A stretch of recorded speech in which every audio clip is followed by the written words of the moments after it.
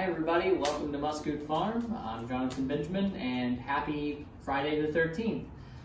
We're here inside Muscoot Farm's blacksmith shop and we're going to talk about how that played a significant role in Friday the 13th and superstitions on the farm.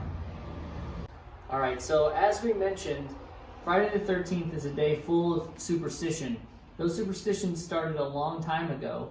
And they basically came from people just not being able to understand when something bad would happen, or maybe there was a drought or insects took their whole crop that year. Instead of just using an answer that may have been the most logical, sometimes they would think that magic or superstition played a part in the reason why their crops failed that year. So they would sometimes go to places like the blacksmith because they were thought to be kind of a magical a person, because they were able to work with iron, and iron did not burn. And whenever farmers were first here, they started to think about like witches and witchcraft, and it was widely known that witches were afraid of fire. And so that's why a blacksmith was really somebody who was revered back in that society. So you can see right here one of our good luck charms that we see in society a lot. And this came from superstition. So this is a horseshoe, and there's a lot of different reasons why people think that this is good luck. It's because of its crescent shape is good luck, but also, depending on who you talk to, the horseshoe, if it's bent upwards like this, will hold all of your luck inside of here. If you see a horseshoe upside down, some people believe that it's actually spilling the luck out onto your household. Or in this case, on the forge here. So farmers would employ a blacksmith. We had one here named Jasper Booth, and they would do all kinds of things. They would make nails, they would make horseshoes, they would make hinges. Pretty much anything that you needed to be made, they could make right here on the forge. So as I mentioned, iron is not supposed to burn.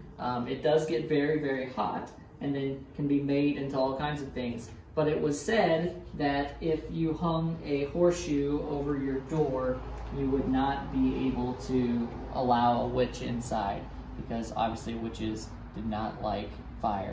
So farmers, when they wouldn't be able to explain something, like maybe a cow wasn't giving milk, they would ask elders, they would ask anybody who would answer them as to why maybe that happened.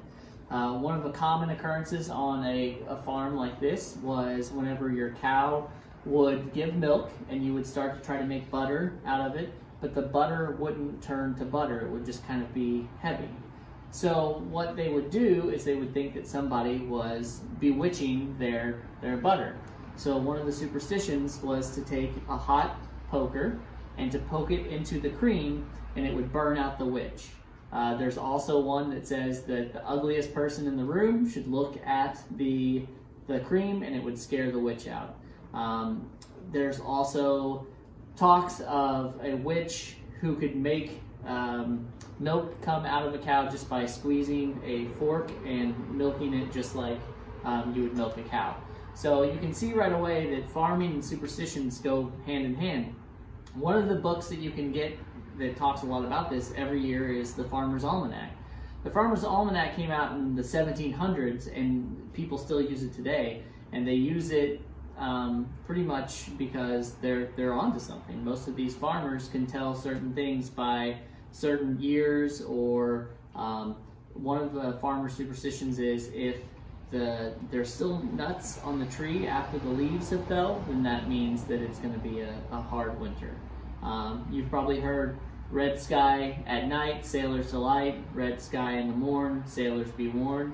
Those are all superstitions. So farmers, when they didn't necessarily have an answer, they looked to superstition. And that's why farming and superstition and Friday the 13th all kind of tie in together. And Friday the 13th is kind of strange as well, because why do we fear the number 13 so much? So 13 is something to look that from Western cultures has been looked at as not a complete number. So we think of our year, our calendar year, we have 12 months. And zodiac symbols, there are 12 astrological signs. The number 13 is looked at as not complete, and there also used to be a fear of the day Friday in Western culture. So you add those two together and you get Friday the 13th. And 13 is such a feared number that some businesses and hotels will just pretend like they don't even have a 13th floor. You'll go from 12 to 14, but you really know that the 14th floor is the 13th floor. And there is a phobia of both Friday the 13th and the number 13. That's how serious this is. So I wanted to tell you a little bit about the farming and all kinds of superstitions today. And I also wanted to show you this. So we talked about blacksmithing a little bit. This is what's called a forge. And right now I have coal in here, and coal burns hotter than, let's say, paper or wood. So it allows to get these pieces of iron very, very hot.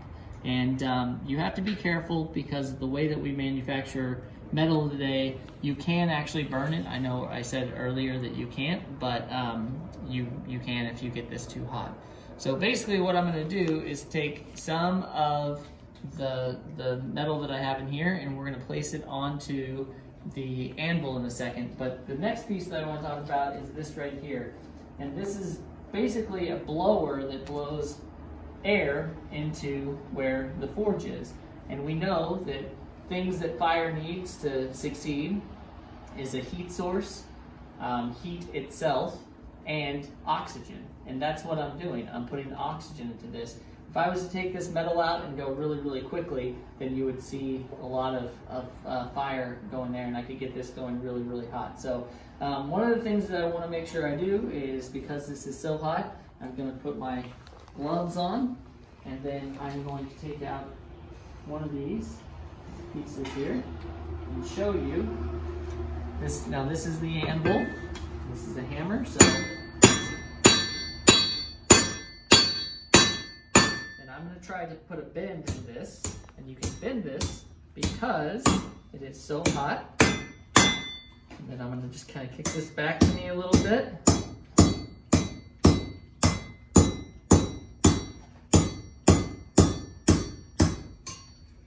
And you can see that I made this bend in here. And if I wanted to, I can even try to make a little bit of a loop here. If I was to do this with cold metal, it would not bend at all, and I would actually probably hurt my hand from bending that metal. So if this gets cool, too cool, I can always put it right back into the fire, and then it'll heat right back up. So you can see right here, I almost made a complete circle, and it's very, very hot still. So what I'll do is I'll probably put this back in the fire and let that get hot again so I can go. Again, one of the cool things about an anvil is what you just saw here. You saw me hitting right here. This part of the anvil is called the horn of the anvil, and it looks exactly like a horn. So what this will do is allow me to bend things over this in a more rounded way than this that I just did, which is like a squared piece here. So the anvil and the hammer were definitely the blacksmith's livelihood. They would have made all kinds of things for the farmer.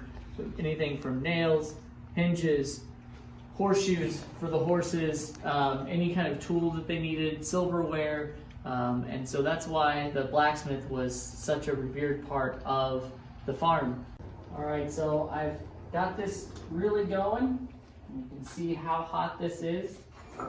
It's orange, and so now I'm going to, like I mentioned, use the horn here, and I'm able to bend this over, and I can even go further, but you'll see, because this part here isn't so hot, it'll only really let me bend it where it is the hottest. So if you think about any time that you wanted a hook or something to hang your coat off of or anything like that, these are the things that blacksmiths would have been making.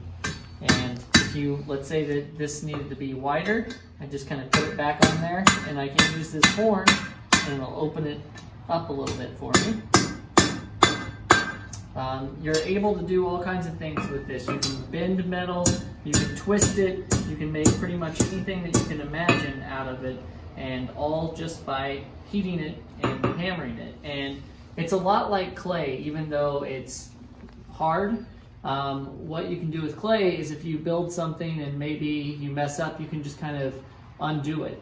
Well, thanks for joining us today. I hope you learned something about Friday the 13th or superstitions, or maybe even a little bit about blacksmithing. So if you're down on your luck, maybe you'll go to a blacksmith and get you one of these. We hope you stay safe out there, and thanks for joining us.